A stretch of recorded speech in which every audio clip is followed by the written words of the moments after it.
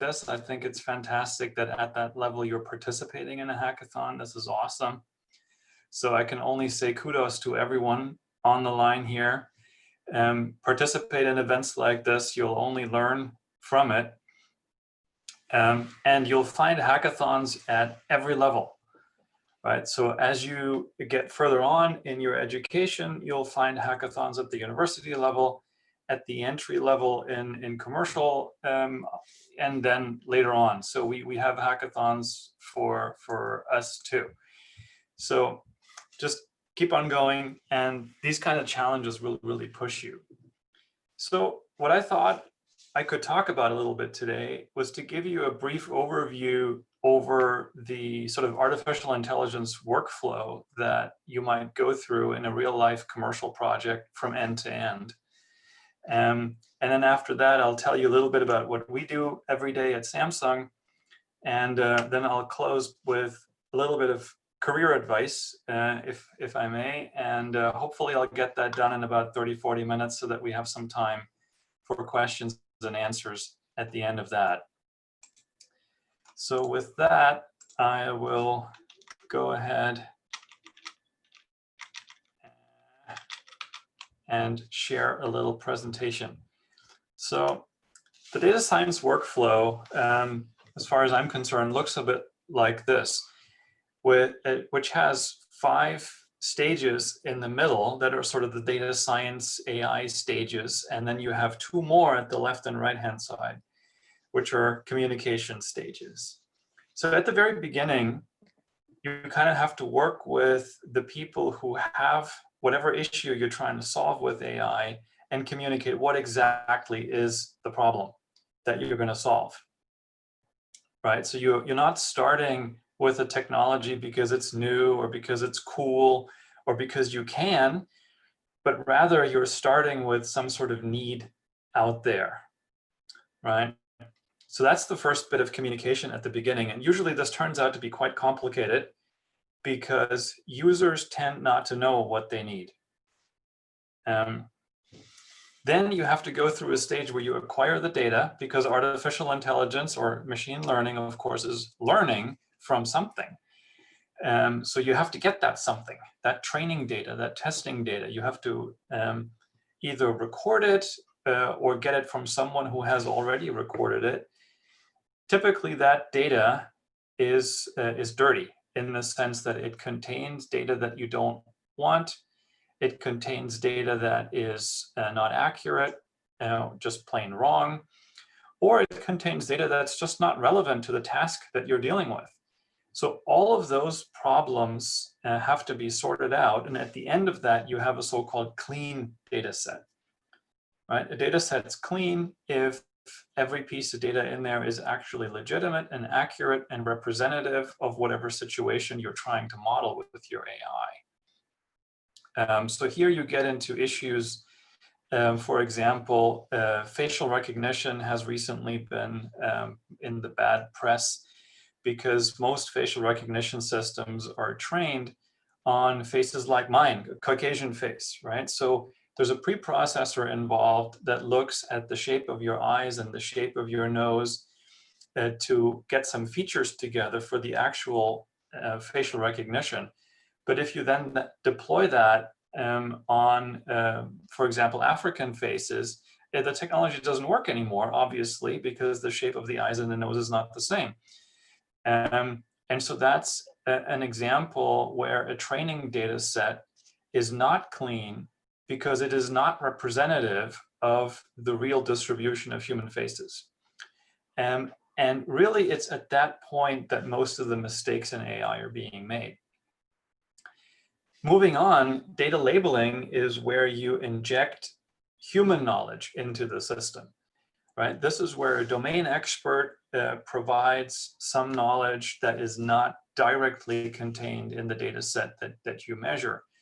So for example, we recently trained a system that can detect whether or not you have COVID-19 based on an X-ray image of your lungs. So an X-ray image of your lungs, that's the data, right? But that's useless. We still need to know whether you've got COVID or not. And that's only something that a radiologist who's been trained and educated on lung x-rays can do, right? If you show me a lung x-ray, I don't know left from right. So I need to ask the doctor who knows this stuff to label that image for me, right? And so that's a process that humans go through, experts go through, and that's quite laborious. So it's a proper stage that can take months and months of effort. And then you generally get some features together. That is to say, you process your data set to extract from it those parts of the data set that actually contain the information you're interested in. Usually, your data set contains a lot of stuff that doesn't provide information for the task you're trying to solve. And in the best of times, that extra stuff is useless. But in the worst of times, it like actively distracts you from what you're trying to do. Right? So for example, with those lung x-rays, if you x-ray somebody's lung, then you get a piece of the shoulder and a piece of the neck on that x-ray image as well. But we're not interested in that. So what you have to do is you have to crop out of the image those parts of the human body that you don't want in a lung x-ray. Everything that's not a lung has to go. So that's kind of feature generation where you focus in on the information generating part. Next comes, you have to pick what model you're going to use, right? Is this going to be a decision tree, a neural network, a convolutional neural network, something? That's a decision that's typically then up to somebody called the data scientist. Next is the hyperparameters. So a method that trains that kind of model typically has parameters of its own. And if you guys have done this before, you've met things like learning rate, dropout, holdout, things like that. There are plenty of them. And you need to say what this parameter is going to be. And now this is one of the holy grails in artificial intelligence, because to this day, there is no method that we know of by which we can compute what the correct value of these hyperparameters is. It's simply a trial and error process, right? You pick a value, you try it out, you pick another value, you try it out, and eventually either you arrive at a really good setting or you get tired. You run, in commercial terms, you run out of budget. And then you simply pick whatever best option you got.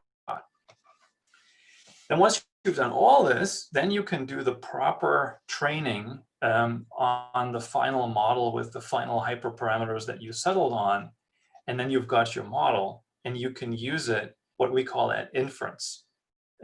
So there's two major stages of AI, right? The first stage being making the model, that's the training stage, and then using the model that you've made to actually be productive in the world, and it's called inference. So then you can do that.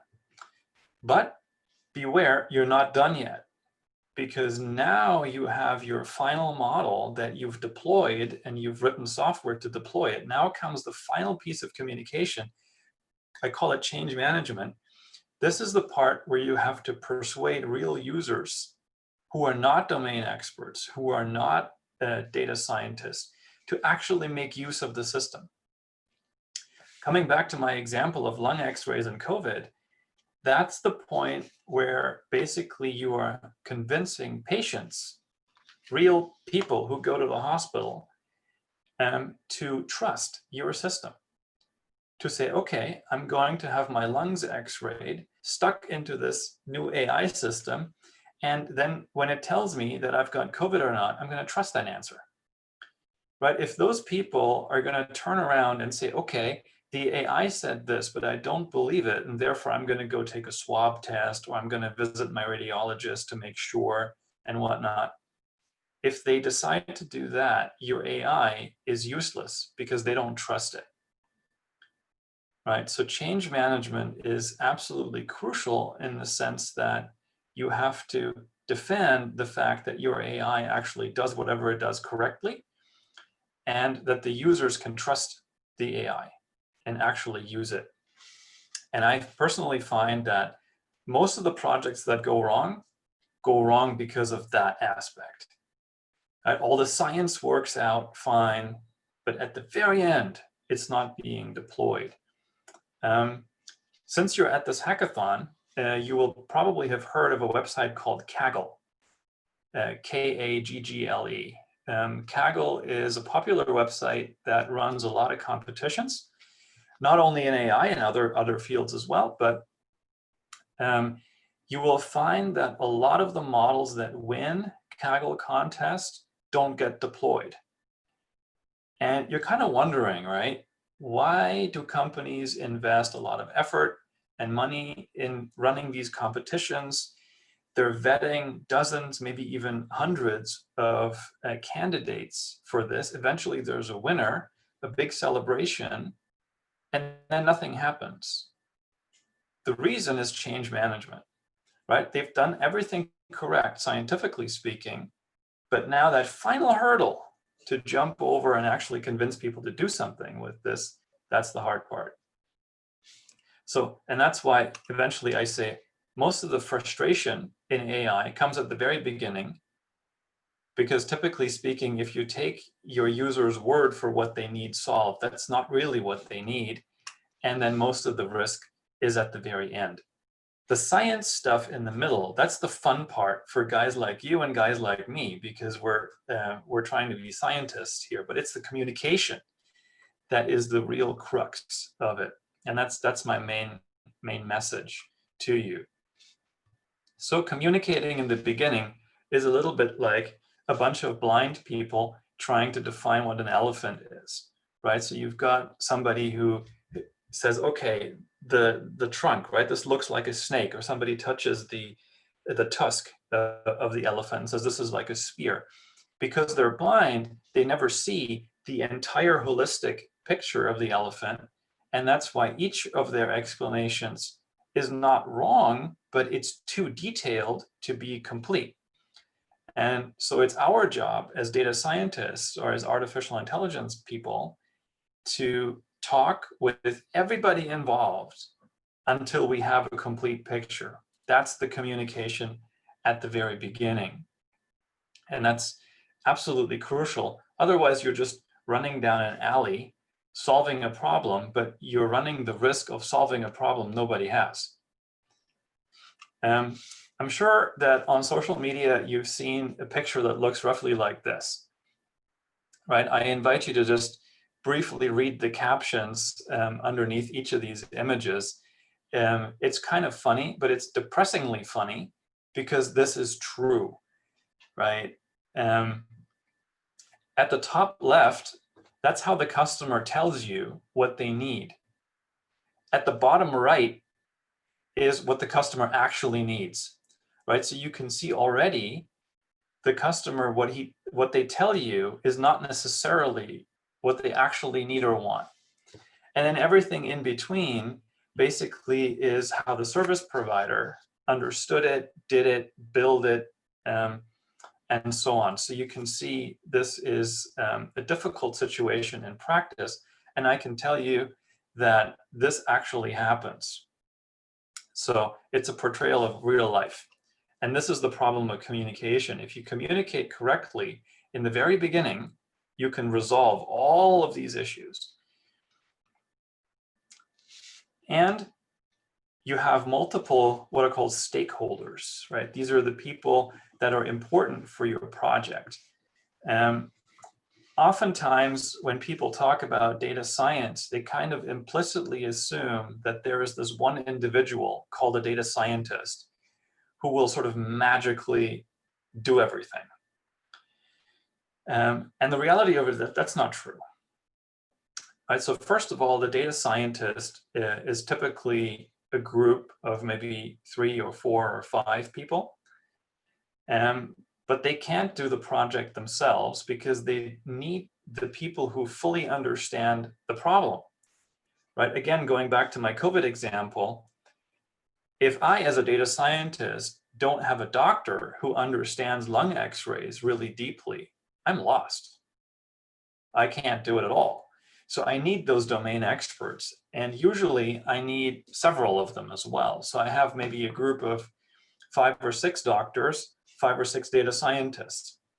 But we still can't do it on our own, because what do we need?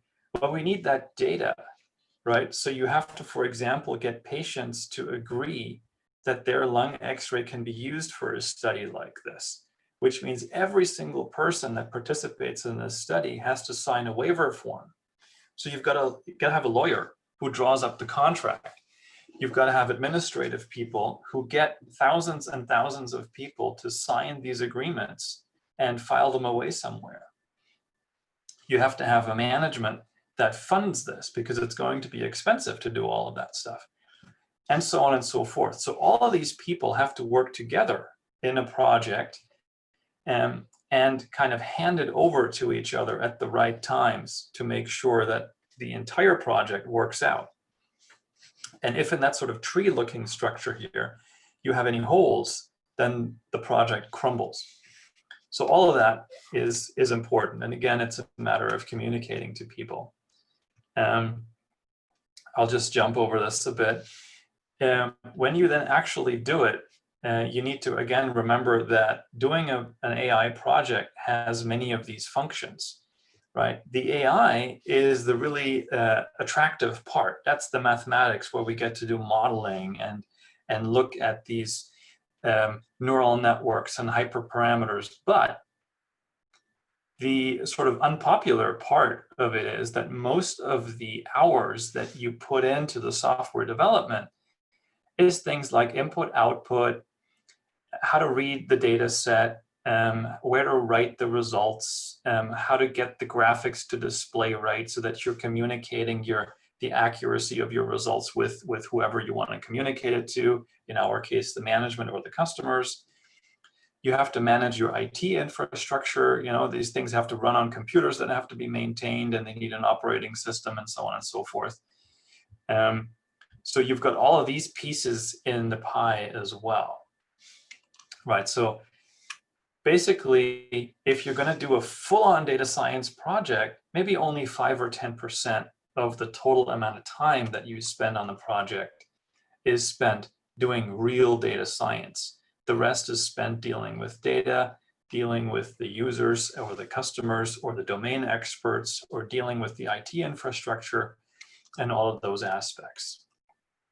Finally, I just want to present you with this. This is a diagram that presents kind of the psychological transition that users and project participants usually go through when you present them with change, right? Change generally is bad, right? People don't like change. Change could be a risk. Change could be a threat.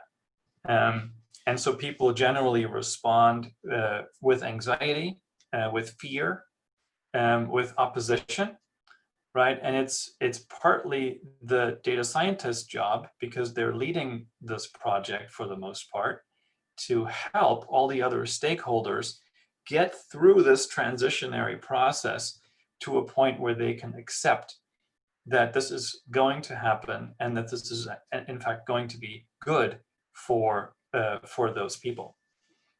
Okay, so I just wanted to present to you basically this overview over the data science workflow from end to end, just to illustrate to you what it's roughly like actually doing data science from a day-to-day aspect, right? Again, a lot of it is not the actual mathematics of it, but a lot of the surrounding topics. So I want to transition a little bit to what we do every day, right? So if you're familiar with Samsung, you of course know that we have quite a few products that we make as a corporation. So we make mobile phones, of course, that's the most famous one. Laptops, television, speakers, all that sort of stuff. And in all of these devices, you'll find little pieces of artificial intelligence. For example, on your Samsung mobile phone, there's a technology called Bixby, which is the language command module, right? You can talk to the phone. Just like on an Apple iPhone, it has Siri, so you can talk to it and get it to do stuff. That relies on what's called a natural language processing model, right? So first of all, there's a little piece that translates your voice to a piece of text that can then be used as an input. And then there is a module that understands, or that tries to understand what you've said in text form and tries to generate a response. If you've kept up with the AI news, you'll know that a couple months ago, a new model was released. It's called GPT-3. It's the newest natural language processing model. So what that does is you put a piece of language in it as like a sentence, and then it responds with a sentence also. So you can ask it a question, right? You can ask it, how are you doing today? And it might respond, I'm doing fine, thank you, how are you? Things like that. And if you look at GPT-3, you can Google it, and you'll see quite a few conversations that have been generated between real people and that computer model. And you'll see a conversation coming out. It looks really, really nice in the sense that the responses that it gives back, they really look like a real person might say those things. The trouble is, if you look at the real content of what that model says, and particularly if you start getting precise, right? So it can chat with you on a vague level, but if you ask it numerical questions, for example, if you ask, okay, I have 3 apples and 4 pears, how many fruits do I have? It will not give you the right answer, because it understands language, but it does not understand arithmetic. So you can quickly get to limitations of models like this, and you have to use them in the right context. So of course, the most popular context is chatbots, right? If you go on a website to a company that sells goods, cars, for example, a little pop-up window will come up in the corner asking you if you have any questions. Now, the person or the entity with which you're then exchanging messages is not a human being.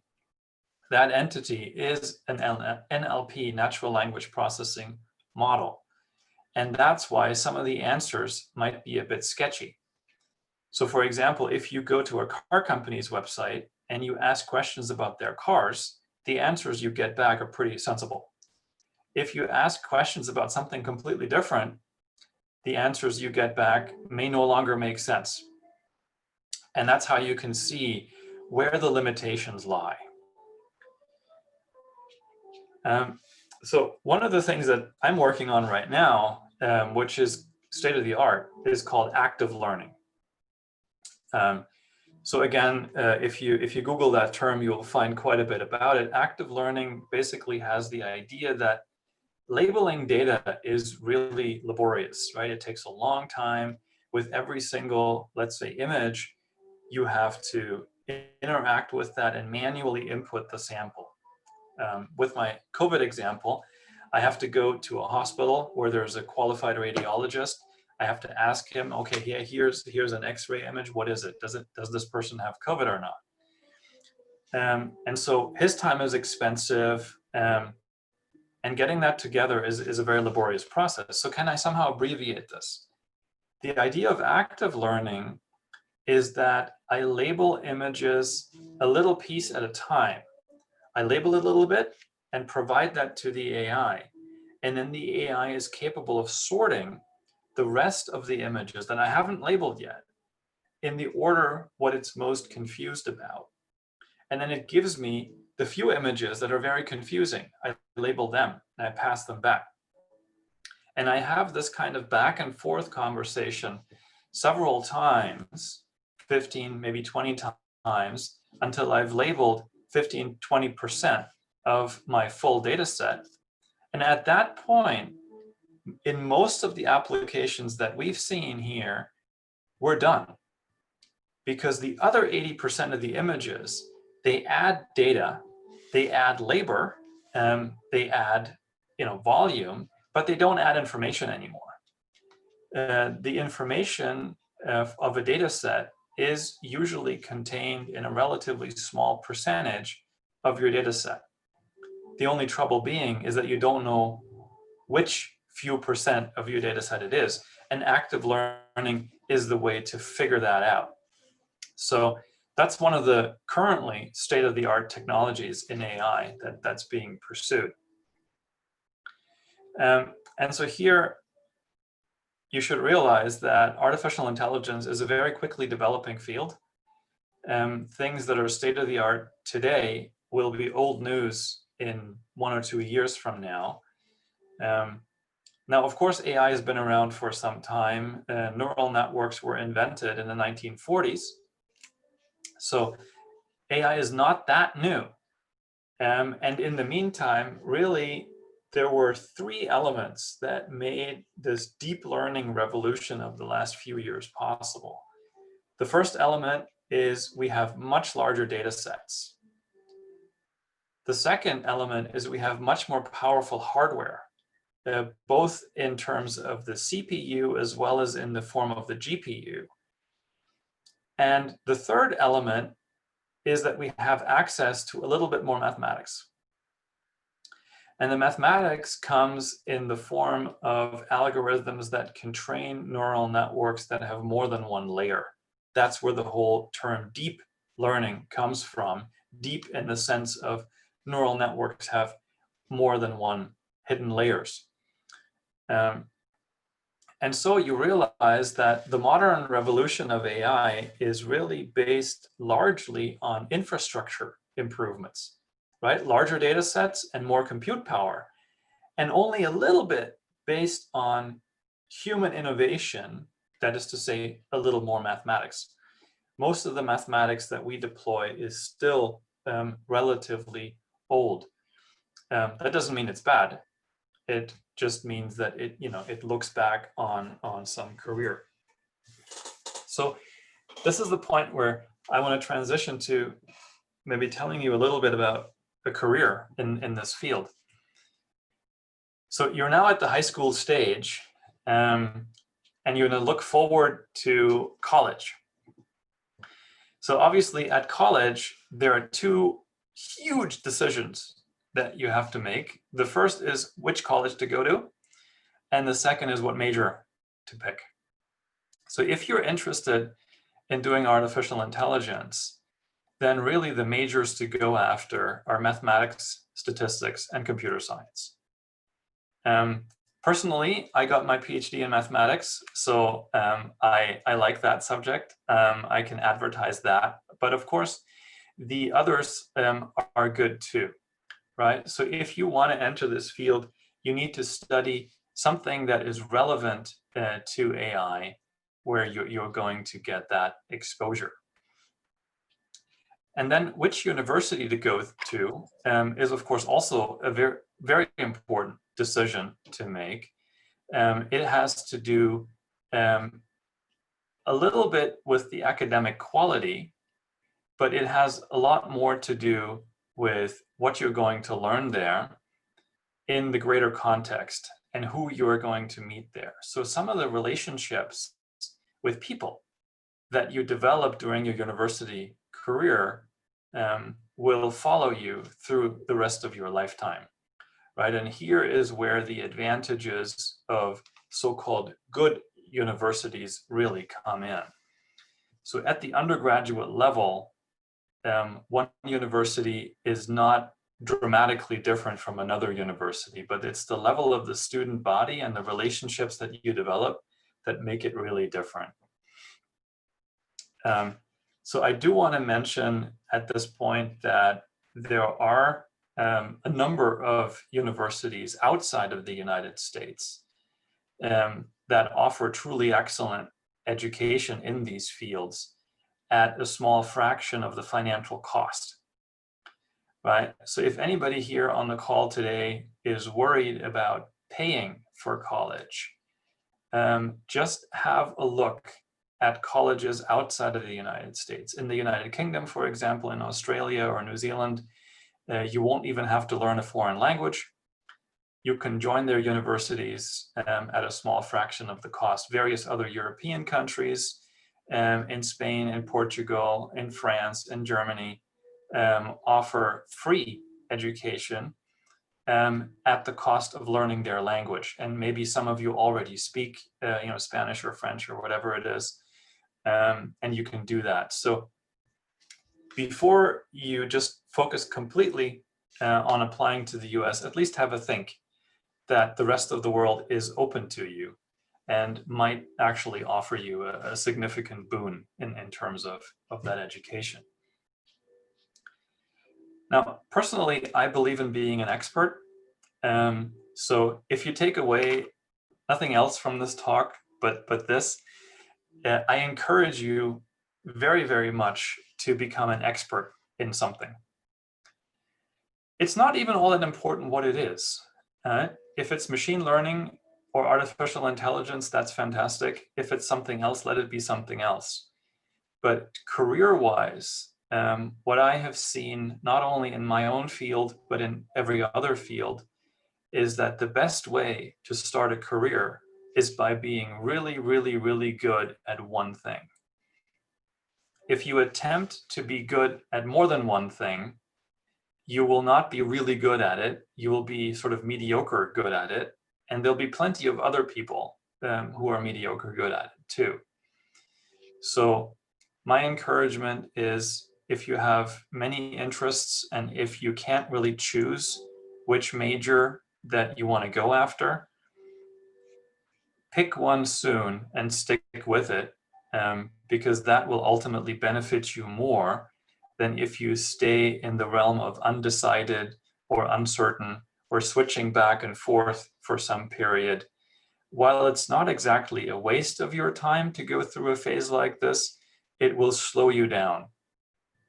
So being an expert at something is quite important. And now, I'm a mathematician, as I said, so I'm an introvert, right? I like to be by myself and stay at home and read my books. But that doesn't help. So I have to sometimes overcome my own tendency to stay by myself and do things like this, right? Where I'm invited to attend this wonderful hackathon with you people and talk to you, talk with you about stuff. And that's really important. So I can only encourage you, assuming since you're interested in AI, you're also maybe an introvert, try to overcome that, because that will definitely stand in your way. Communicating with people, developing friends and relationships, whether on a professional or a personal level, that's the thing that will boost your life and your career forward. So don't ignore that. And that's also the really important part about college. In college, you want to develop friendships that will last for the rest of your life, and you do. Now, immediately after college, those friendships might be just that, cool people to hang out with and chat once in a while. But give it another 10 years, and those friendships will influence your career, because those people will take off and have careers of their own. And now you have a network of professionals everywhere in the industry that you can, retreat to. So that's definitely a benefit later on. So I encourage you, please, to try to be social, even though it comes hard to people who are interested in things like mathematics, but it will do you a great deal of good. All right, so I've told you a little bit about the workflow, about what we do in AI, attempted to give a little career advice, and I'd be really happy to answer some of your questions if you have any.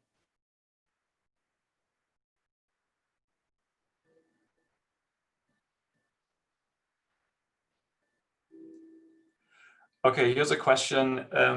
Why do we need statistics to do AI? Isn't statistics part of mathematics? That's true. Statistics is a branch of mathematics in the same sense that computer science really is a branch of mathematics. If you look back into history of how these were developed, computer science was started by Alan Turing, who was a mathematician. And so all of these are branches of mathematics. However, the way that universities are organized is that you'll find many universities have a statistics department and they have a mathematics department, and they're not the same. You can take a bachelor's degree in statistics and a bachelor's degree in mathematics. When you take a degree in mathematics, you will have a few lecture courses, and I emphasize few, in statistics. If you major in statistics, you'll be loaded with statistics and not very much mathematics. So they are quite different in the way that they are practiced in the real world. Just like computer science, if you take a computer science degree, you'll spend quite a bit of your time discussing things like, databases and concurrent programming and different programming languages and so on, which are things that in a mathematics degree, for example, you would meet very rarely. So they are related scientifically, but the way they're practiced at a university level is not the same. Somebody asked me, where did you get your PhD? I got my PhD at University College London in the UK. So it's a good university. It's located in an exciting city. Yeah, I can definitely recommend the United Kingdom to anybody who wants to go there. One question asked, applied mathematics or pure mathematics? Excellent question. So here, the pure mathematicians are in the business of proving theorems, right? So this is the environment where you say, okay, theorem, this, and then proof. This is very academic, and generally there is not very much connection between the practice of artificial intelligence and pure mathematics. Of course, there is a relationship here because ultimately every type of mathematics depends on the theorems and proofs given by the purists. However, no company, no commercial enterprise that I'm aware of is in the business of proving theorems. If you go down the lane of pure mathematics, you are looking at a university career, at a research career as a professor. And in the commercial world, companies like Samsung, Google, Facebook, and all the rest of them, what we do is applied mathematics. Here's another question. What do you mean by mathematics? Does it mean something harder than calculus? That's a good question. It implies that calculus is hard, which it is. So if you do take a mathematics degree at university, you'll find that one of your lecture courses in the freshman year is called analysis. That is the way calculus is called at universities. It's the branch of mathematics called analysis. And that's the course that most people have a hard time with. So that is a branch of mathematics, and there are many, many others. One of the ones that is most important for artificial intelligence is combinatorics, which is where you study the relationship of discrete sets of things. So for example, the moves on a chessboard or the moves on a Go board, those would be a type of combinatorics rather than a piece of continuous mathematics, which is what calculus ends up being. So it is not necessarily harder than calculus, but it is quite different from calculus, right?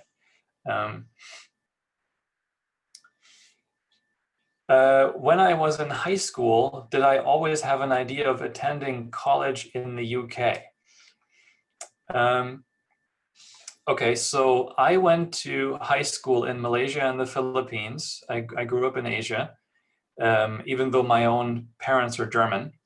And so at the end of my high school, I graduated in Manila in the Philippines. And back then, I was faced with the decision of where to go, and I didn't have any money, like no money.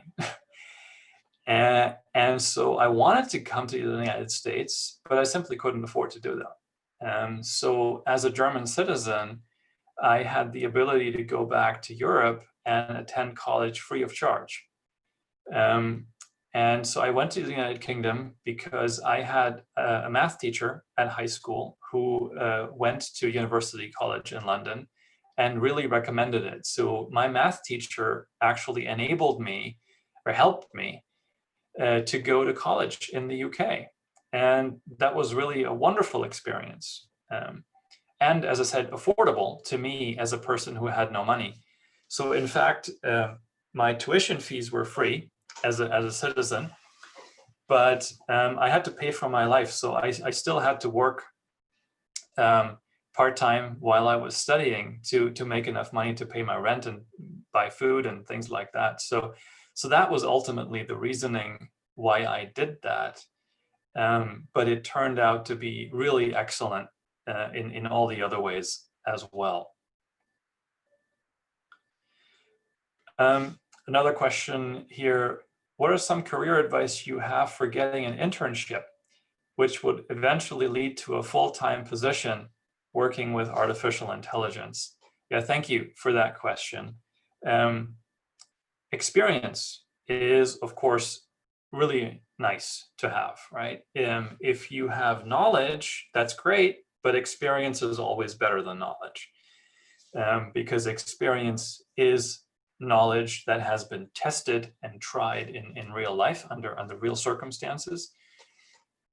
So getting an internship is something really worthwhile and wonderful. So even at the high school level, I can only encourage you to try in your summer months to try to get an internship, right? So if you feel tempted to get a job, work for the summer, before you try to get a job, waiting tables or collecting tickets at the movie theater, think about whether or not you can get an internship at a software company. And so what advice do I have to give that? Well, the first advice that I have is try. I think most high school students, as well as I would say the majority of university students, don't even try. I'm on LinkedIn. You can find me by just entering my name, Patrick Bangert, into LinkedIn. You can connect with me. When you connect, you can write a short note to that effect, and you can do that with anybody. All the AI leaders, all the AI, famous people and not so famous people at the large companies, at the small companies, we're all on LinkedIn. Reach out. You will find that actually most people don't. And so the few people that do are then taken seriously. Of course, you have to be honest, right? So I have gotten messages before where they say something like, "Dear sir, I have extensive software development experience," right? And then later on it says, I'm 17 years old.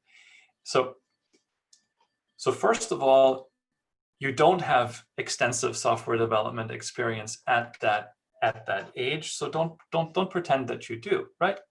Enter in with the statement of where you are and what you want to do, and personalize the message, of course, right? Don't start your message with "Dear Sir" or "Hi." Address me by my name, and I'll respond, of course, addressing you. So make it a personalized message. At that point, I think a great many people like me will respond to you, and then we'll see whether we can make something happen. Of course, during COVID, it's a little tricky, but nonetheless, I think most companies are open to having internships. I know, of course, some of the bigger ones like Google, Facebook, and so on actually run competitions each spring, and they select a certain number of interns because they get bombarded with internship applications. So again, if you want to have an internship in AI, you can try Facebook or Google, but I can tell you that everybody tries there.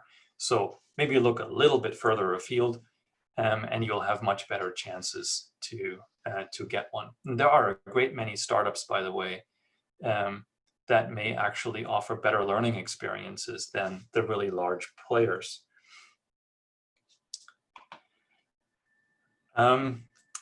What is the best major to focus on to go into artificial intelligence? Personally, I would say mathematics. Although it's a little bit hard to say between mathematics and computer science, because mathematics gives you the foundation of understanding how all the algorithms really work, whereas computer science simply educates you much more in the actual programming part of it. Although I believe that nowadays the mathematics programs are changing as well and incorporating more programming into their curriculums. So you'd like a little bit of both, right? Theoretical knowledge as well as programming experience, but I would always favor the understanding. So I would favor the math side and leave the programming side as an add-on rather than become an expert programmer who knows a little bit of AI, right? Because that will make you not an AI person, it'll make you a developer who knows some AI. So coming back to my advice, become an expert, right? If you want to be a developer, then fantastic, be a developer, right? Who may or may not know a little bit of AI. But if you want to be an AI person, then learn that from the ground up, which would imply a mathematics degree. A follow-on question here, a major in mathematics and a minor in computer science, that would be a fantastic balance. Yes, indeed.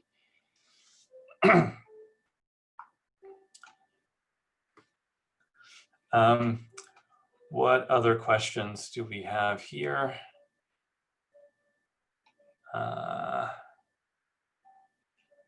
What are some examples of becoming an expert in one discipline versus doing too much?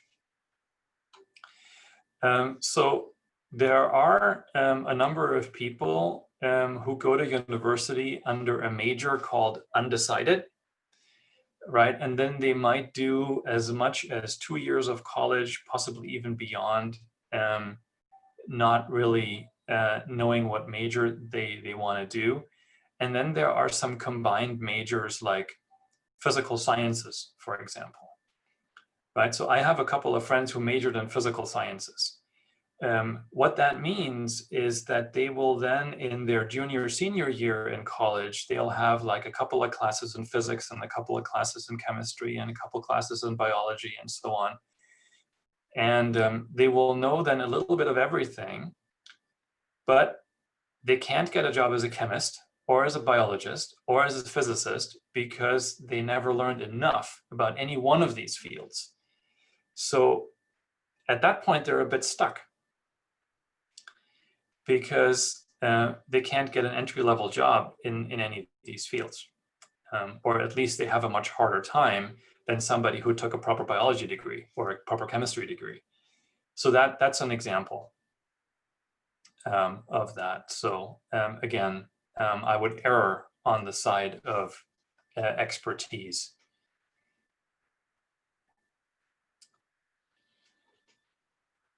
I think I got everybody. If I missed anything, please post the question in the chat.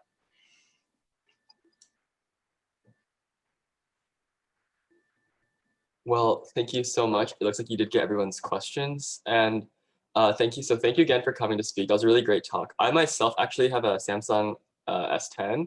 So it's really cool to hear about what goes on behind the scenes and like how things like Bixby and like Bixby Vision are developed.